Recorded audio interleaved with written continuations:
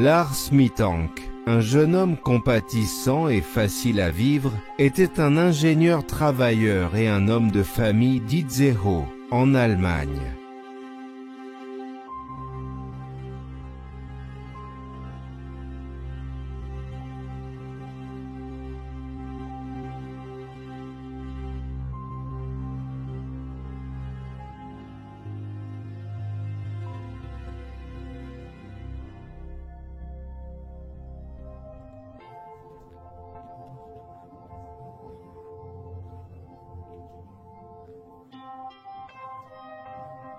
Sa personnalité libre d'esprit et son amour pour tout ce qui concerne les voyages ont été brusquement interrompus par une disparition inexpliquée et non résolue en juillet 2014, laissant tous ceux qui le connaissaient en Allemagne du Nord et dans le monde entier chercher des réponses dans une mer de preuves qui nous a tous noyés dans le doute.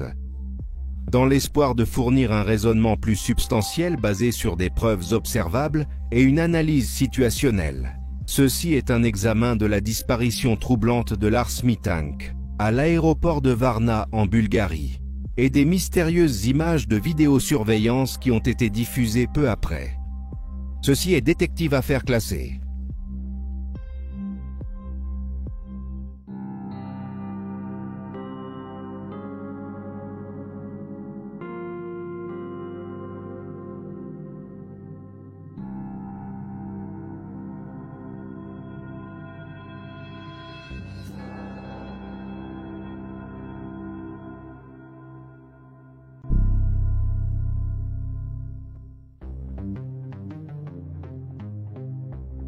Lars Mittank est né le 19 février 1986, près de Berlin, en Allemagne.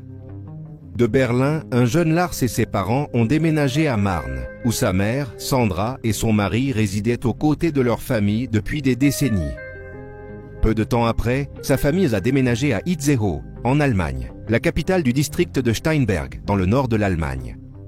Itzehoe est une petite ville comparée aux grandes villes du centre-nord de l'Europe, avec une population de seulement 31 000 habitants en 2019.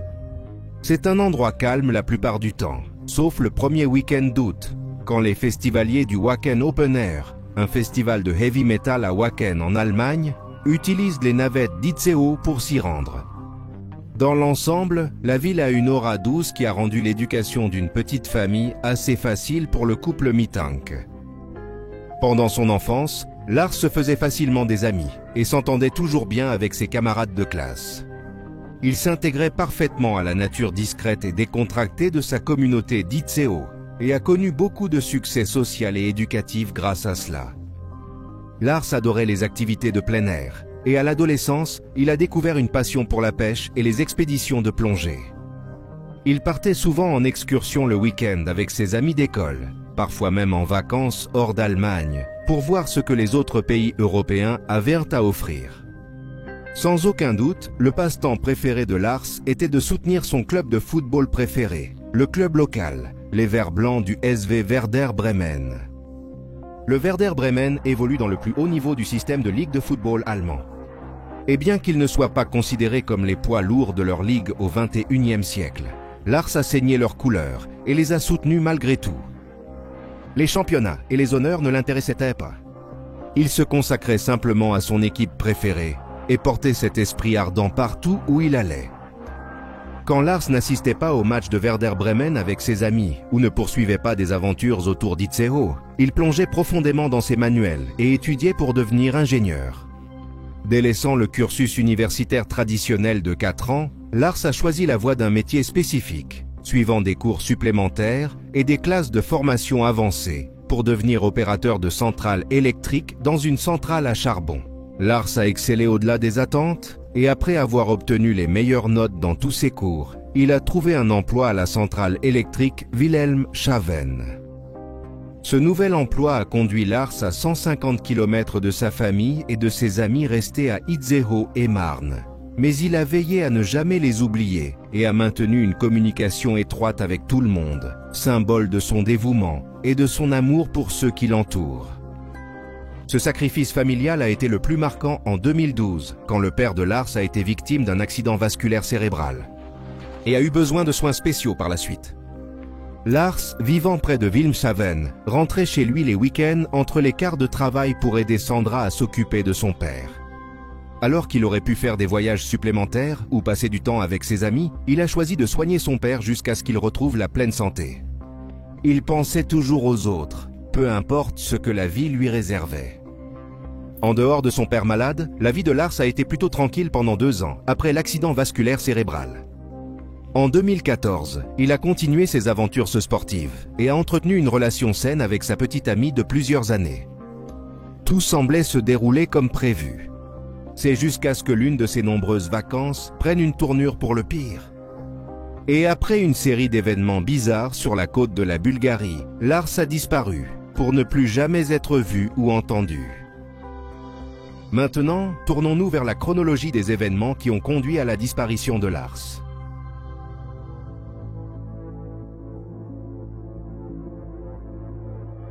Au début de l'été 2014, Lars Mittank décide qu'il a besoin de vacances pour échapper au stress constant de l'équilibre entre le travail et les soins à son père. Lui et 5 amis, 3 de l'enfance et 2 de l'école, décident de planifier un voyage à Varna, en Bulgarie, une ville côtière le long de la mer Noire. Ce n'est pas le type de vacances habituel pour Lars, mais l'équipe de son ami a une réservation ouverte et Lars saisit l'opportunité.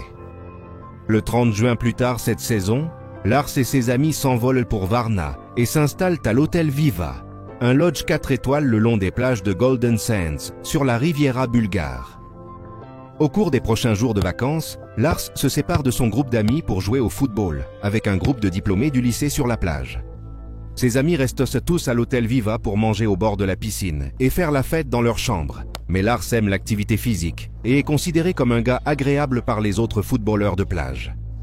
À 11h du soir, le 3 juillet, le 4e jour des vacances, Lars se réunit avec ses 5 amis et ils assistent tous au mystère du Golden Sands Bar pour regarder le Costa Rica et les Pays-Bas dans leur match des quarts de finale de la Coupe du Monde.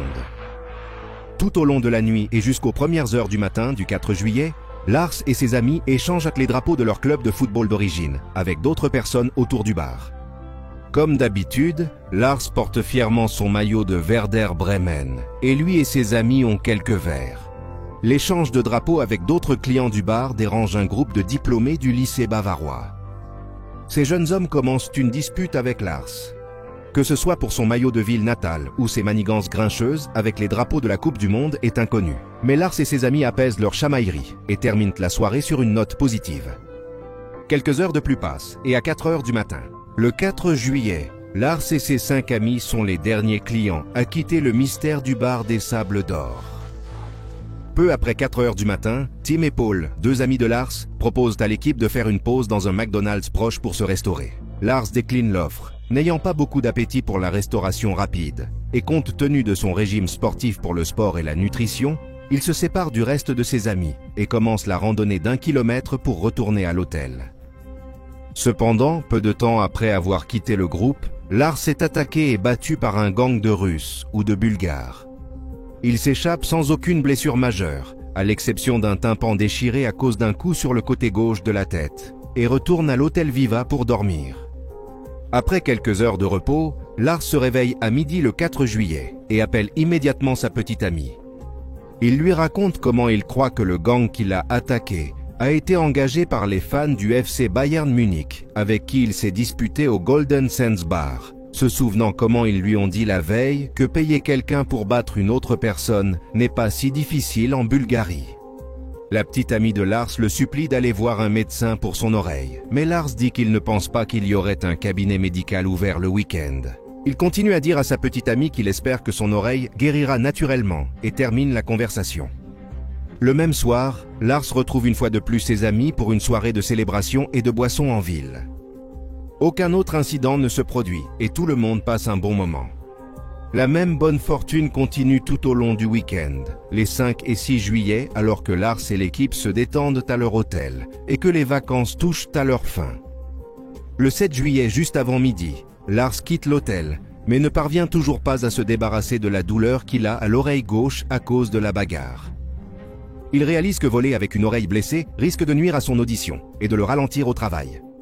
Alors il aile un taxi avec l'un de ses amis et se rend dans un cabinet médical. Entre midi et 1h de l'après-midi, Lars est examiné par un praticien qui lui diagnostique un tympan perforé et dit à Lars qu'il ne peut pas voler dans son état actuel. Au lieu de cela, le médecin oriente Lars vers l'hôpital Sainte-Anne à Varna pour une aide supplémentaire. Cependant, avant de se rendre à l'hôpital, Lars retourne à l'hôtel Viva et retrouve ses amis plus tard dans l'après-midi à 5h. Lars implore tout le monde de rentrer chez eux sans lui, disant qu'il trouvera un moyen de retourner en Allemagne après le traitement grâce à l'assurance voyage. Quelques heures plus tard, vers 8h du soir, une navette récupère les 5 amis de Lars à l'hôtel Viva et les emmène à l'aéroport. Lars fait au revoir de la main et monte dans un taxi séparé qui le transporte à l'hôpital Sainte-Anna. Il ne se passe que 40 minutes avant que Lars ne soit examiné par un spécialiste de l'oreille, du nez et de la gorge à Sainte-Anna à 8h40 du soir. Cependant, un étrange retournement de situation entraîne un débâcle de communication entre le otorino-laryngologiste et Lars. Ainsi, Lars n'est jamais admis à Sainte-Anna, mais reçoit une ordonnance pour 500 mg de cefprozil, un antibiotique couramment utilisé pour les infections de l'oreille. À 21h41, Lars quitte Sainte-Anna et trouve le même taxi qu'il a déposé toujours garé à l'extérieur de l'entrée de l'hôpital. Lars monte à l'intérieur et demande au chauffeur de le conduire à la pharmacie la plus proche. La pharmacie en question n'a pas assez de comprimés de cefprozil pour satisfaire l'ordonnance de Lars. Alors il demande au chauffeur de taxi de l'emmener à une deuxième pharmacie. À 22h05, Lars reçoit enfin sa commande complète de cefprozil et demande au chauffeur de taxi de l'emmener à une dernière destination, un hôtel bon marché. Le chauffeur de taxi informe Lars qu'en raison de la saison estivale populaire, presque tous les hôtels de la région seraient réservés. Cependant, il connaît une possibilité et conduit Lars à l'hôtel Colorvana, une petite auberge dans un quartier plus pauvre de la ville. 5 minutes plus tard, à 10h10, Lars arrive à l'hôtel Color et paie son chauffeur de taxi avec un gros pourboire. Il pense à prendre de l'eau au magasin de proximité de l'autre côté de la rue, mais remarque quelques hommes habillés en vêtements sombres qui traînent et y réfléchit à 2 fois.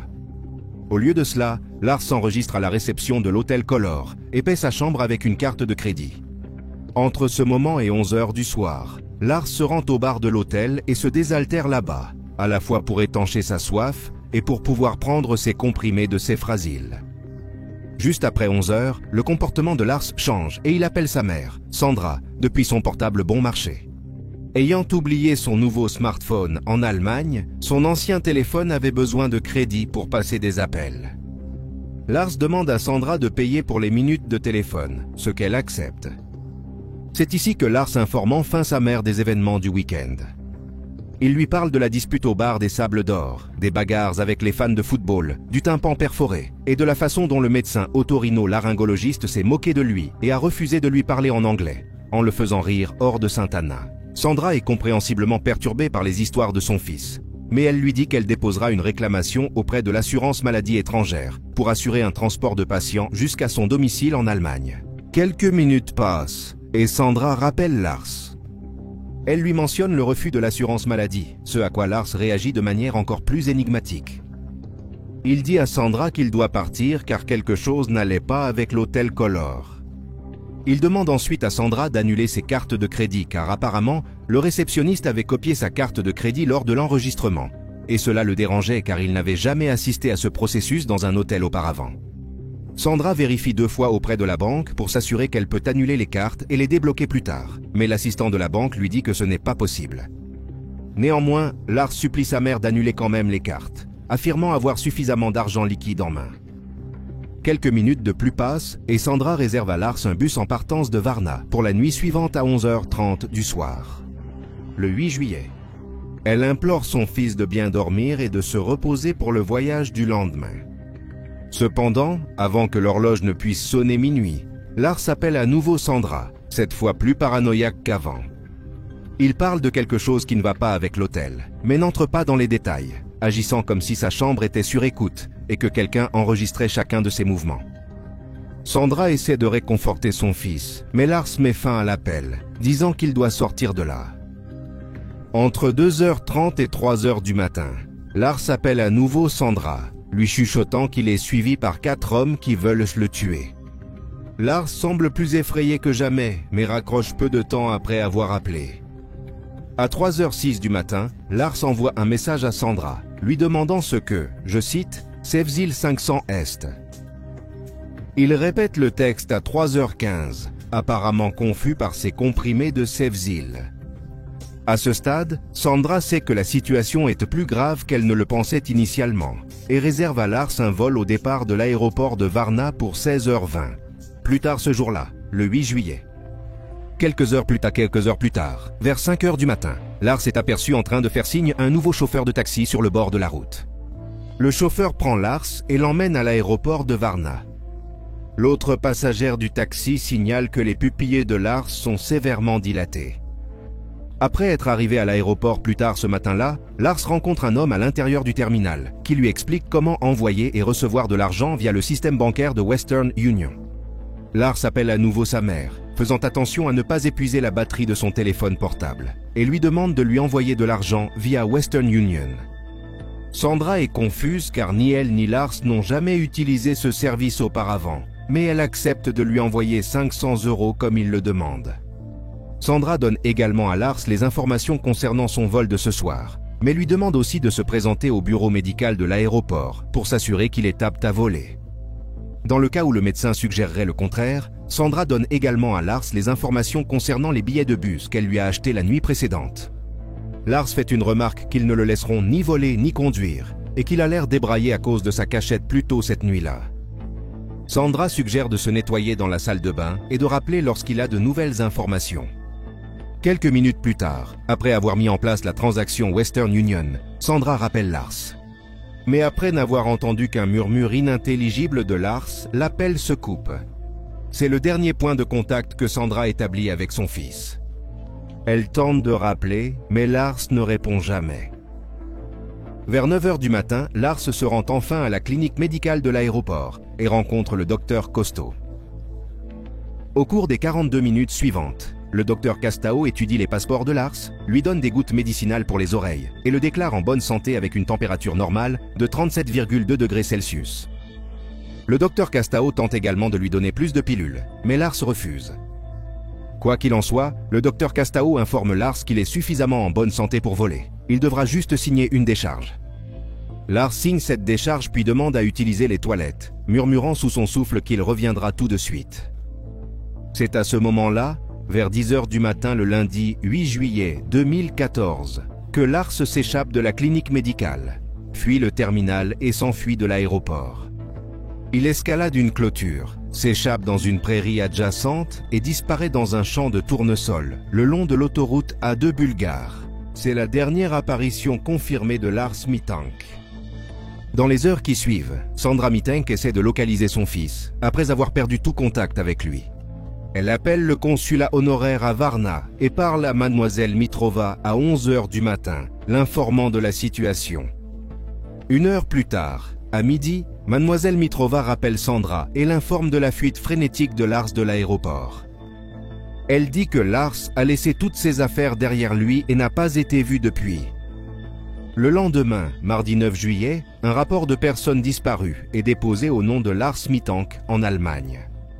La centrale électrique de Wilhelmshaven embauche un détective privé et un avocat basé à Varna, et l'enquête sur la disparition bizarre de Lars commence. Près de 7 ans plus tard, malgré d'innombrables opérations de recherche et de sauvetage et quelques observations potentielles, Lars Mittank est toujours porté disparu. Sa famille et ses amis fouillent à l'Europe à la recherche d'indices restants, malgré le temps écoulé, sans qu'aucune preuve crédible ne soit mise à jour.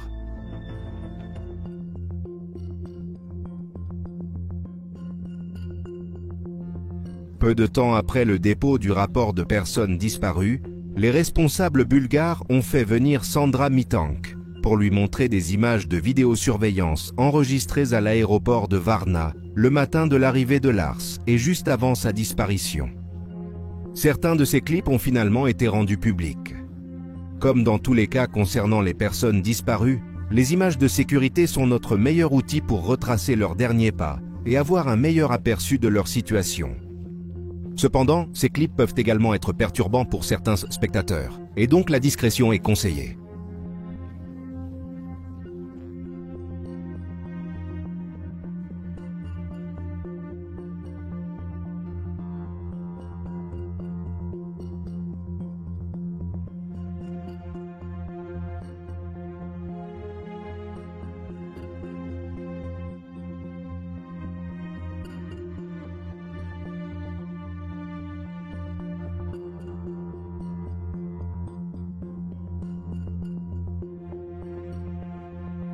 Dans les images, nous voyons Lars enregistré en train de marcher dans le terminal de l'aéroport, avec ses bagages dans des circonstances normales.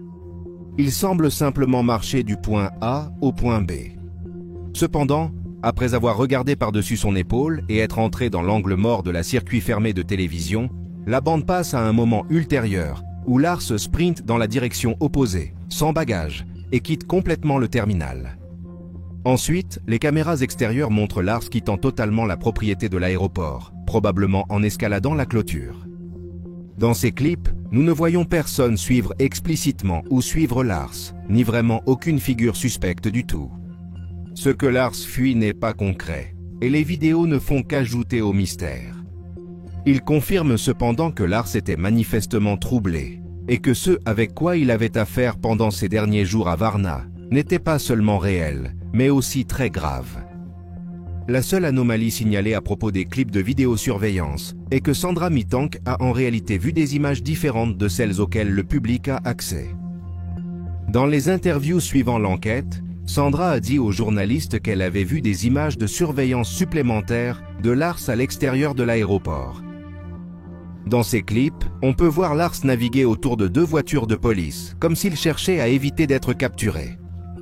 Sandra a continué à dire que, à en juger par ces clips, Lars agissait dans un état d'esprit stable et opérait avec un plan. Elle a dit que ses actions étaient furtives, se déplaçant derrière les bus et les tas de sable avant de courir vers la clôture. Encore une fois, nous n'avons pas accès à cette partie des fichiers de vidéosurveillance, mais si Sandra et les autres enquêteurs ont accès à ces informations, cela donne une perspective différente sur l'activité de Lars.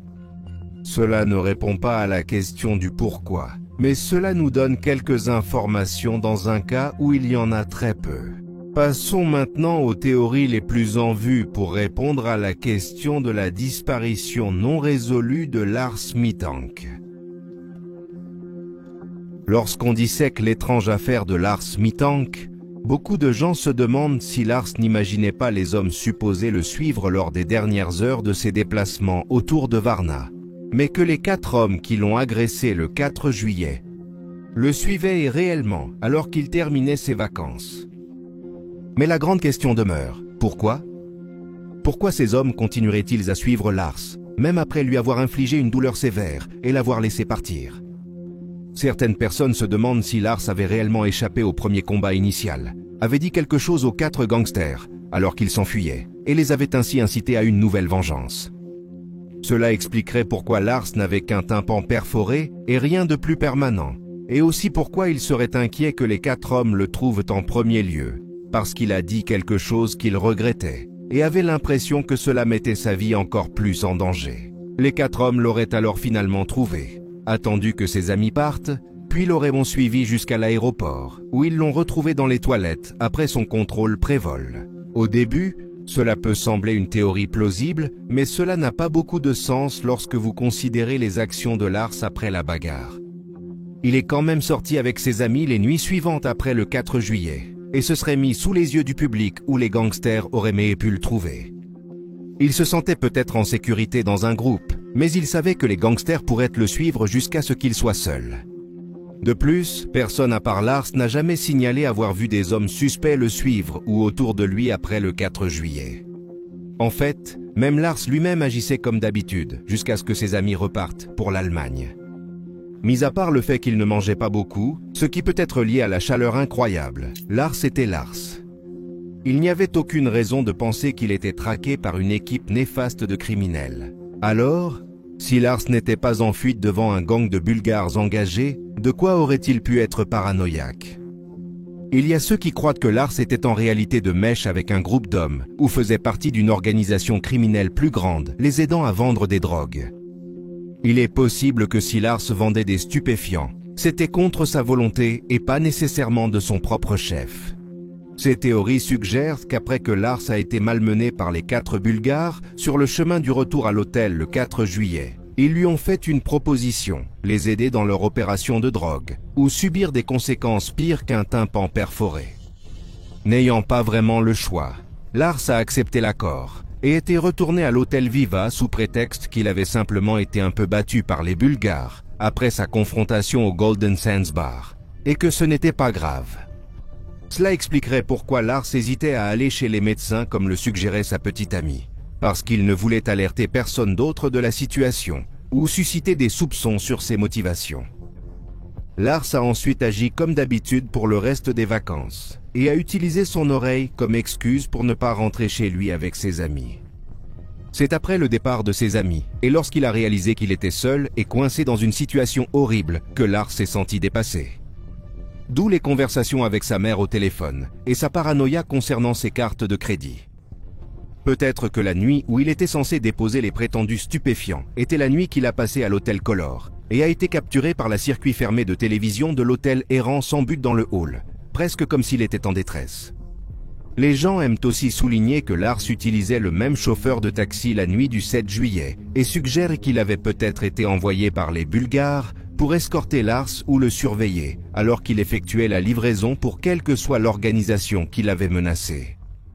Les points les plus intrigants concernant la théorie du cartel de la drogue sont la révélation faite par les rapports des images de la circuit fermé de télévision de l'aéroport, montrant Lars évitant la détection par la police alors qu'il se déguisait pour fuir le terminal. Il est possible que l'aéroport lui-même était un point de dépôt, et après que Lars ait rempli sa part du plan, il s'est enfui au loin, faisant attention de ne pas être arrêté, craignant d'être un fugitif de la loi.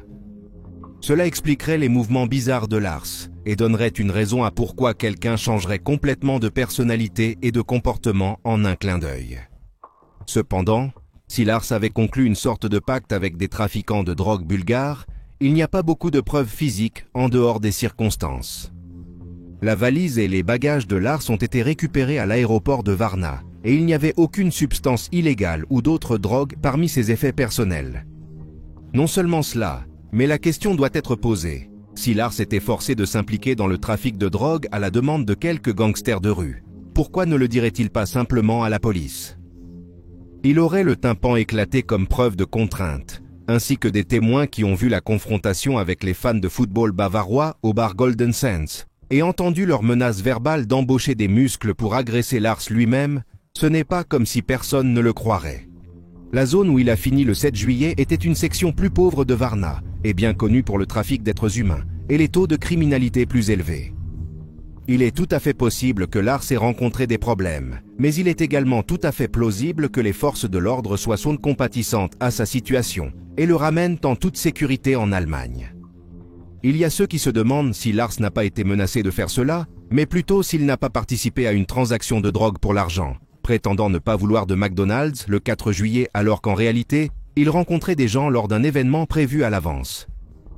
Le problème avec cette ligne de pensée est que Lars n'avait jamais été impliqué dans des affaires criminelles auparavant, et il semble peu probable qu'il mettrait son emploi stable et sa relation florissante en péril, tout cela pour un crime incroyablement risqué, à des centaines de kilomètres de chez lui. Lars ne connaissait personne à Varna, et il ne parlait ni bulgare ni russe. Il n'a jamais montré de signe de mener une double vie et de mal tourner une nuit d'été aléatoire pendant des vacances relaxantes. N'a pas de sens. Donc, si Lars n'était pas en fuite devant des gangsters ou impliqué dans un réseau de drogue, y avait-il quelqu'un d'autre qui aurait pu être responsable de la peur de Lars? Un suspect que quelques théoriciens ont souligné est le médecin qui a soigné Lars à l'aéroport de Varna juste avant sa disparition, le docteur Kosto. Le docteur Kosto a modifié ses déclarations au cours de l'enquête initiale et a fait des affirmations intéressantes sur qui était exactement dans cette salle d'examen lorsque Lars s'est enfui. Le premier témoignage de Castao affirmait qu'un homme en uniforme d'aéroport est entré de manière inattendue dans le bureau pendant que Lars était soigné, ce qui a effrayé Lars et a conduit à son évasion de la station médicale. Cet homme a été décrit comme un employé de la compagnie aérienne que Lars utilisait pour rentrer en Allemagne et cherchait en fait Lars à ce moment-là.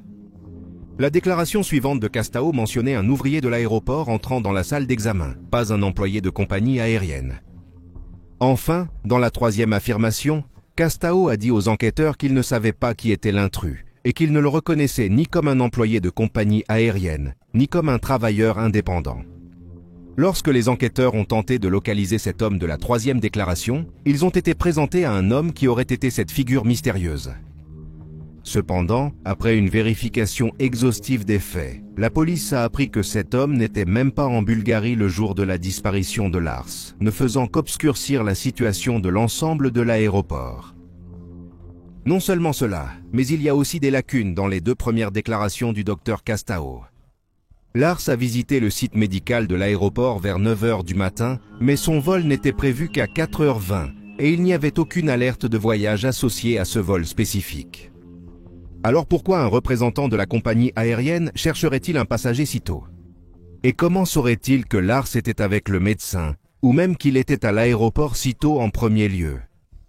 De même, si l'intrus n'était pas un employé de la compagnie aérienne, mais plutôt un ouvrier d'entretien ou autre travailleur de l'aéroport, pourquoi entrerait-il simplement dans une salle d'examen sans prévenir? Ce serait une violation de la vie privée assez importante et très anormale. Si c'était vrai, si quelqu'un avait fait irruption dans le cabinet du médecin pendant que Lars était examiné, il n'est pas exclu que, se trouvant dans un état d'esprit vulnérable, Lars ait paniqué et se soit enfui, pensant que cet intrus en avait après lui. Cependant, même ce scénario ne correspond pas aux rapports officiels. Rappelez-vous, lorsque Sandra a appelé le consulat honoraire, on lui a dit que Lars avait demandé à utiliser les toilettes et que le docteur Costo lui avait donné la permission, pensant que Lars reviendrait et récupérerait ses bagages. Donc, dans ce scénario, il n'y avait pas de troisième homme et Lars n'a pas pris la fuite avant d'être sorti du bureau. Qui dit la vérité? Le docteur Costo était-il vraiment impliqué? Les autorités l'ont écarté en tant que suspect, et il ne semble pas y avoir de motif pour qu'il veuille que Lars soit écarté de l'histoire de toute façon. Cela n'a tout simplement pas de sens quant à pourquoi il mentirait. Pourrait-ce être une erreur honnête? Absolument. Mais cela ferait 4 témoignages erronés distincts, et cela amène à voir le docteur Castao sous un jour suspect. A-t-il été soudoyé pour changer son histoire? C'est peu probable, mais plausible. Quoi qu'il en soit, nous n'aurons jamais de preuves définitives de ce qui s'est exactement passé dans cette salle d'examen, car les caméras de vidéosurveillance de l'aéroport ne capturent pas l'entrée de l'espace de bureau, ce qui en fait un angle mort. Sans aucun doute, les théories les plus populaires concernant la disparition non résolue de Lars Mittank tournent autour de l'idée que Lars a souffert d'une crise de santé mentale malheureusement mal chronométrée, ou d'une rupture psychologique similaire. Certaines personnes sont promptes à blâmer le médicament prescrit à Lars par le médecin le 7 juillet, juste après que Lars ait quitté l'hôtel Viva avec ses amis. Le médicament en question, le cefprozil, bien qu'antibiotique populaire en Bulgarie, n'est pas aussi largement répandu en Allemagne. Bien qu'il soit très efficace contre les infections de l'oreille et d'autres infections corporelles, les responsables de la santé allemands sont méfiants à l'égard de ses effets secondaires possibles, y compris, mais sans s'y limiter, les hallucinations et la psychose potentiellement induites par les médicaments. Il convient de mentionner que ce type d'effet secondaire est extrêmement rare, ne se produisant pratiquement jamais. Mais les experts ont averti que la prise de cefprozil avec d'autres substances, comme l'alcool, peut exacerber les divers effets néfastes du médicament. Il est un fait connu que Lars buvait de l'alcool avec ses amis pendant les vacances avant de recevoir le cefprozil, et il est possible qu'il prenait aussi d'autres pilules, sur ordonnance ou récréative. Ainsi, Lars aurait pu subir une réaction au cefprozil, à l'alcool ou à d'autres drogues, et être victime des puissants effets secondaires du médicament. Il est également important de reconnaître que la dose de cefprozil de Lars, 500 mg, était plus élevée que la plupart des prescriptions du même type, et aurait également pu jouer un rôle dans la création d'une réaction plus forte aux aspects négatifs de l'antibiotique. Non seulement cela, mais il semble que Lars lui-même se méfiait du médicament la nuit où sa paranoïa a commencé. Il a envoyé 2 textos à sa mère, Sandra, lui demandant ce que, je cite, Cefzil 500 était, peut-être en réaction à la sensation que les puissants antibiotiques l'affectèrent de manière déstabilisante.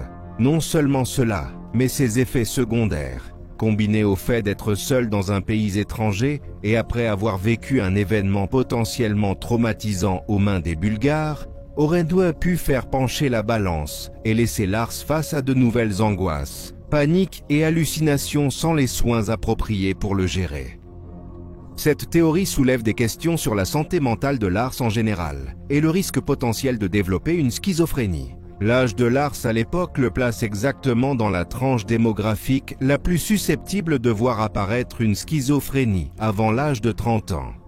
Ces symptômes correspondent également à ceux souvent observés chez les patients schizophrènes en début de diagnostic, tels que les sentiments d'être suivis, de perdre le contrôle, de mort imminente, et bien sûr, d'entendre des voix, de voir des choses qui n'existent pas, et des sensations physiques qui n'existent pas. Tout ce à quoi Lars avait été confronté jusqu'à ce moment aurait pu déclencher sa propre psychose, le laissant ainsi effrayé et paranoïaque. Il convient cependant de préciser que personne dans la famille Mittank n'a jamais montré d'antécédent de schizophrénie, et que Lars n'était pas considéré comme à risque par les professionnels de la santé chez lui. Lars avait une vie quelque peu stressante, son travail exigeant, et la santé déclinante de son père n'aidant pas les choses. Mais encore une fois, il n'y avait aucun signe d'alerte ou de diagnostic préalable qui confirme la spéculation selon laquelle Lars faisait face à l'apparition de la schizophrénie. Alors, si ce n'était pas un trouble mental, Lars aurait-il pu faire face à un problème physique plus profond qu'un simple tympan perforé?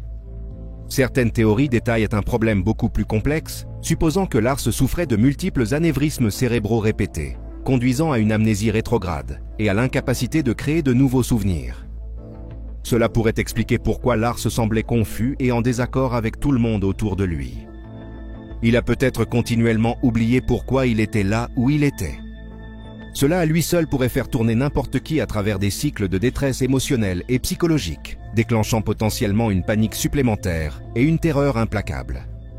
Bien qu'une lésion cérébrale plus grave soit certainement possible, rappelons que Lars a été examiné par 3 professionnels de la santé différents, tous lui ayant dit qu'il ne souffrait que d'une rupture du tympan. Peut-être que Lars était convaincu qu'il se passait quelque chose de pire dans sa tête, développant des symptômes d'hypocondrie. Et lorsque les médecins ont continué à lui dire non, il s'est emporté et a pris la fuite. Peut-être que c'est pourquoi Lars a eu cette rencontre gênante avec le spécialiste otorino-laryngologiste à Sainte-Anna, et pourquoi il a fui le docteur Castel, parce qu'il croyait qu'il était en train de mourir, mais on lui disait qu'il ne l'était pas. Bien sûr, cela aurait pu être un problème en soi, et pas nécessairement les effets d'une lésion cérébrale traumatique, mais cela expliquerait les épisodes de confusion. Il convient également de préciser que Lars était suffisamment lucide pour appeler sa mère à plusieurs reprises, engager des conversations avec d'autres, effectuer des virements bancaires compliqués et des fonctions de carte de crédit, et voyager à travers l'Europe. Donc, quoi qu'il ait eu à affronter, ce n'était pas 100% incapacitant. Si Lars était totalement incapacité, il n'aurait pas glissé entre les mailles du filet aussi facilement. Malgré les innombrables anomalies entourant le cas de Lars, il y a encore de l'espoir qu'il soit vivant. Bien que les étés à Varna, en Bulgarie, puissent devenir incroyablement chauds, Lars était un homme d'extérieur expérimenté et aurait théoriquement pu survivre aux éléments.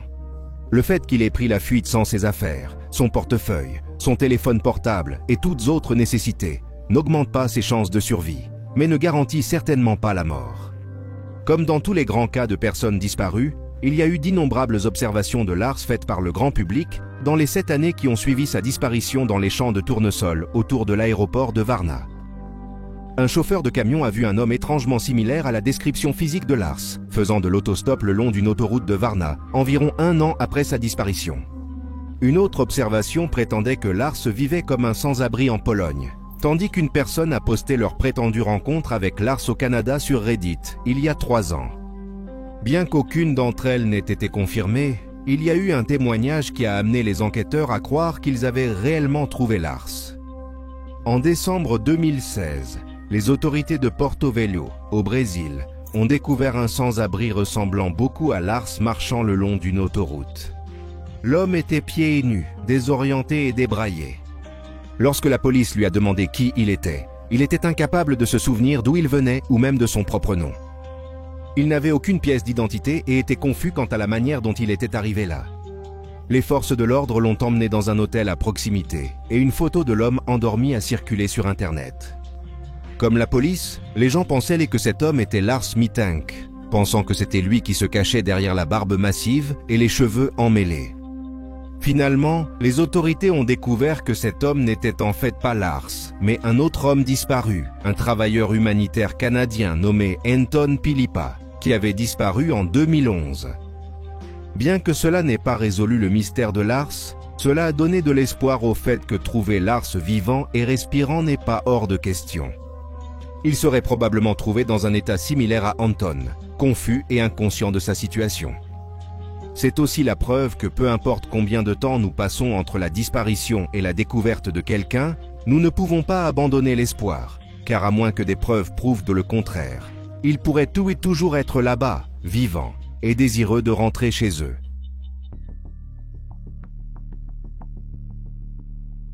Avant de divulguer notre hypothèse, nous voulons faire savoir que nos conclusions présentées dans Cold Case Detective sont purement des spéculations logiques basées sur des preuves, des circonstances et un sous-texte factuel.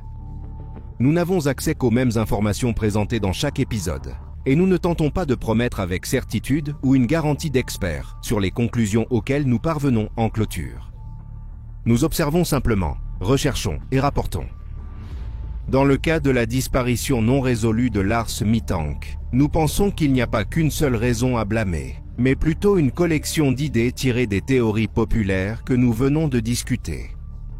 Tout d'abord, la chance que Lars soit parti en vacances avec un stress déjà accumulé est plus élevée que ce que beaucoup de gens pensent. Il faut se rappeler que Lars a passé la dernière année et demie à faire la navette entre son travail et sa ville natale le week-end pour aider sa mère à s'occuper de son père. Ceci, combiné à l'équilibre d'une relation et à la pression de l'exploitation d'une centrale électrique, aurait pu créer une fondation bouillonnante d'anxiété non exploitée. Il n'avait que 28 ans et a relevé beaucoup de défis supplémentaires à un si jeune âge, tout en maintenant un sentiment de normalité pour ses amis et sa famille. Cette anxiété n'a fait qu'empirer le 4 juillet, lorsque Lars a été attaqué sur le chemin du retour du bar, au milieu de la nuit dans un pays qui lui était étranger.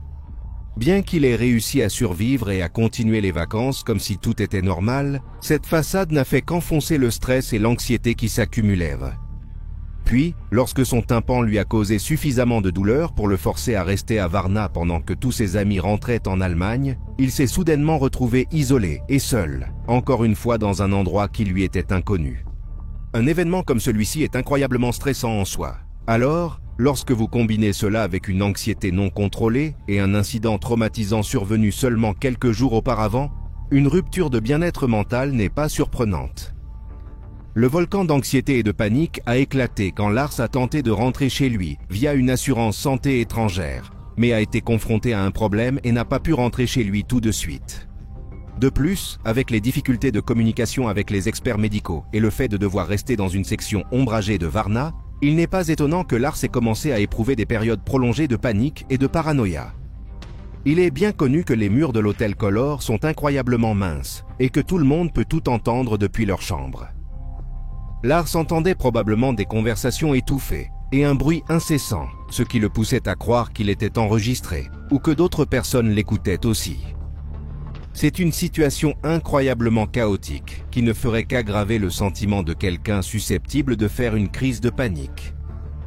Une fois la panique et la paranoïa installées et sans les paramètres de santé mentale appropriés ou les ressources pour aider à apaiser son anxiété, Lars était simplement à court d'options et a réagi par peur grandissante.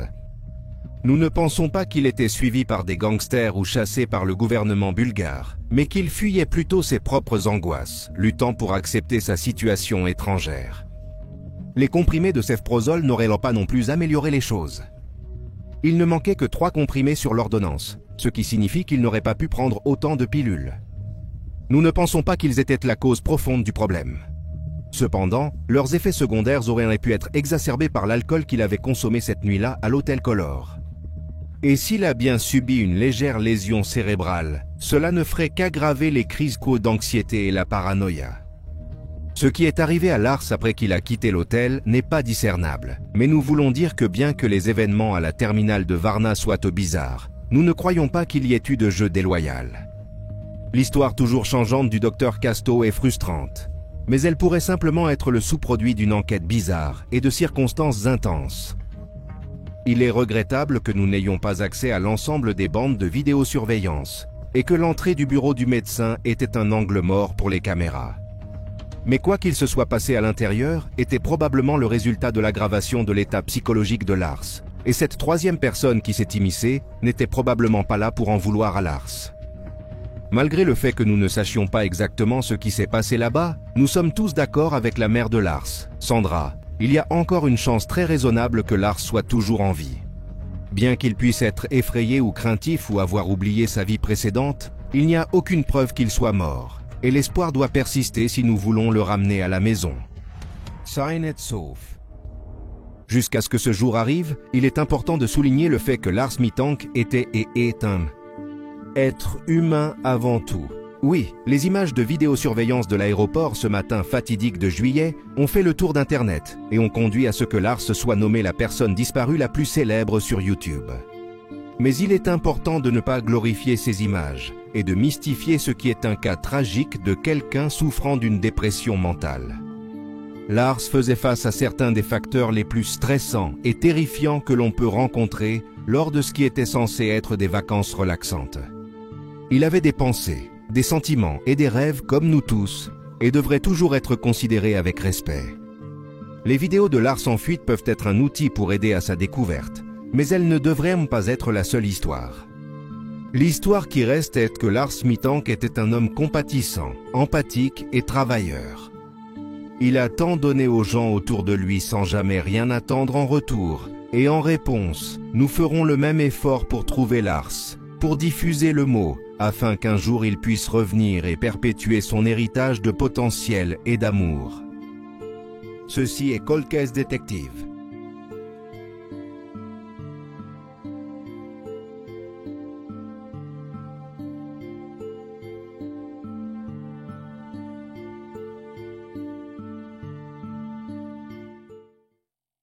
Et voilà les faits.